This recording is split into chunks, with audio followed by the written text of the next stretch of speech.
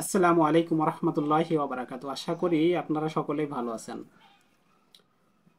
তো আজকে একটা বিষয় ক্লিয়ার করি, সেটা হচ্ছে একজন হোমিওপ্যাথিক চিকিৎসক কত ধরনের রোগের ট্রিটমেন্ট করতে পারে। অনেকেরই ধারণা হোমিওপ্যাথি বা অন্যান্য যেমন অ্যালোপ্যাথি চিকিৎসকরা বিভিন্ন বিশেষজ্ঞ হয়, যে উনি মেডিসিন বিশেষজ্ঞ যারা তারা তো সব বিষয় নিয়ে দেখতে পারে, যারা নার্ভ এবং হাড় এবং ব্রেন, নাক কান গলা, চর্ম বিশেষজ্ঞ, এরকমের বিভিন্ন বিশেষজ্ঞ হয়। কিন্তু হোমিওপ্যাথিতে একজন হোমিওপ্যাথি ডাক্তার কত ধরনের রোগী বা কত ধরনের রোগের বিষয় নিয়ে ট্রিটমেন্ট করতে পারে। এই ব্যাপারটা জানতে হলে সর্বপ্রথমে আমাদের জানতে হবে আসলে হোমিওপ্যাথি কিভাবে ট্রিটমেন্ট করা হয়, হোমিওপ্যাথি দিয়ে ট্রিটমেন্ট কিভাবে করা হয়। এটা যদি আমরা জানতে পারি তখনই আমরা বুঝতে পারবো একজন হোমিওপ্যাথি চিকিৎসক কত ধরনের রোগের ট্রিটমেন্ট করতে পারে। আবার অনেক সময় এই বিষয়টাও দেখা যায় যে দেখা যাচ্ছে এই যে কিছুদিন 2019 সালে যখন করোনা দেখা দিল, করোনার প্রতিষেধক হিসেবে হোমিওপ্যাথি বিভিন্ন জায়গা থেকে বিভিন্ন ডাক্তারগণেরা প্রতিষেধক মেডিসিন ব্যবহার করতেছিলেন। তো এটিও কি আদেও কি সম্ভব যে এর প্রতিষেধক ব্যবহার করা? যেমন আমরা ব্যবহার করি গবাদি পশু গরুর জন্য খুরা রোগের প্রতিষেধক, পক্সো, এখন যে ল্যাম্প স্কিন ডিজিজ যেটা দেখা যাচ্ছে এটারও আমরা প্রতিষেধক আগে থেকে ব্যবহার করছি। এর ট্রিটমেন্ট তো করছি, পাশাপাশি আমরা এর প্রতিষেধক ব্যবহার করছি। যদি 100 গরুকে খুরা রোগের জন্য কিংবা পক্সো রোগের জন্য খাওয়ানো হয় মেডিসিন, তো দেখা যায় 95% বা তার চাইতে বেশি গরুরই এই পক্সো রোগটি দেখা দেয় না বা খুরা রোগটি দেখা দেয় না। তাইলে প্রতিষেধক যদি কাজ না করতো তাইলে তো অনেক সময় বা হয়ে যায় আর কি। তো এইভাবে আর কি প্রতিষেধক ব্যবহার করা হয়। এই প্রতিষেধক কিভাবে ব্যবহার করা হয়, তারপরে আপনার যেই রোগ নতুন আসছে এই রোগের ট্রিটমেন্ট হোমিওপ্যাথিতে কিভাবে করা হয়, তারপরে একজন হোমিওপ্যাথি ডাক্তার সব বিষয় নিয়ে ট্রিটমেন্ট করে, এটা একটা কেমন ব্যাপার হয়ে যায় না? কিন্তু এই ব্যাপারটা জানতে হলে প্রথমে জানতে হবে হোমিওপ্যাথি ট্রিটমেন্টের ধরনটা কি। যদি আমরা হোমিওপ্যাথি ট্রিটমেন্টের ধরনটা জানতে পারি তখনই আমরা বুঝতে পারবো যে এই হোমিওপ্যাথি দিয়ে আসলে এত ধরনের ট্রিটমেন্ট কিভাবে করা হয়, প্রতিষেধক কিভাবে দেওয়া হয়, আর সব বিষয়ে ট্রিটমেন্ট একজন হোমিওপ্যাথি ডাক্তার কিভাবে দেয়। তো এর প্রথম যে মূল সূত্র আছে হোমিওপ্যাথিতে, এর সূত্র যেটা সেটা হচ্ছে treat the patient not the disease. Homeopathy কোনো রোগের ট্রিটমেন্ট করে না, শুধু রুগীর ট্রিটমেন্ট করে। এই কারণেই কখনো ট্রিটমেন্ট কোনো রোগের ক্ষেত্রেই করা হয় না। আপনার কি রোগ হয়েছে ওইটা হোমিওপ্যাথিতে মূল বিষয় না।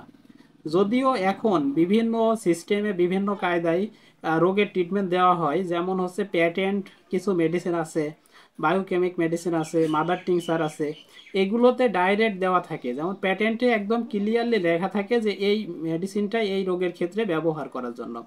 অ্যাজমা টনিক, গ্যাস্ট্রোবিন, গ্যাস্ট্রোজিন, তারপরে আপনার চর্মের জন্য বিভিন্ন প্যাটেন্ট আছে আর কি। প্রত্যেকটা রোগের ক্ষেত্রে বিভিন্ন প্যাটেন্ট আছে। এই প্যাটেন্টগুলো হোমিওপ্যাথিতে যদিও হোমিওপ্যাথি এর ঘোর বিরোধী, যে প্যাটেন্ট মাদার বায়োকেমিক যদিও কোনো মতে ব্যবহার করা যায়, বায়োকেমিকও কোনো মতে ব্যবহার করা যায়, কিন্তু প্যাটেন্ট ব্যবহার করাতে হোমিওপ্যাথি খুবই বিরোধিতা করে আর কি।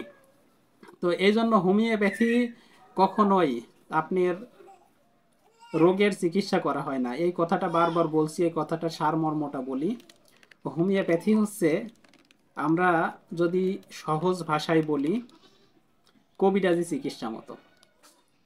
আপনি একটা মেডিসিন পড়বেন, মেডিসিনের ভিতরে ওই মেডিসিনটা যখন প্রয়োগ করা হয়েছিল, যখন ওই মেডিসিনটা পরীক্ষা করা হয়েছিল, ওই যেই পেশেন্টকে ওই মেডিসিন খাওয়ানো হয়েছিল বা যার উপরে প্রয়োগ করা হয়েছিল, সে যেই সিমটমগুলো বলছিল ওই সিমটমগুলো হুবহু লিপিবদ্ধ করা আছে, ওই মেডিসিনটার নাম দিয়ে ওখানে লিপিবদ্ধ করা আছে। আপনি যখন ওই মেডিসিনটা পড়বেন তখন যেই সিমটমগুলো পাবেন আপনি এটা মাথায় রাখবেন সর্বপ্রথমে। এরপরে যখন আপনি ওই যে কোনো পেশেন্ট পাবেন তখন আপনি পেশেন্ট যেই সিমটমগুলো বলে ওই সিমটমগুলো আপনি মেডিসিনের সঙ্গে মিলাতে থাকবেন। সর্বোচ্চ যেই মেডিসিনের সঙ্গে মিলবে সেটা ওই পেশেন্টের জন্য মেডিসিন।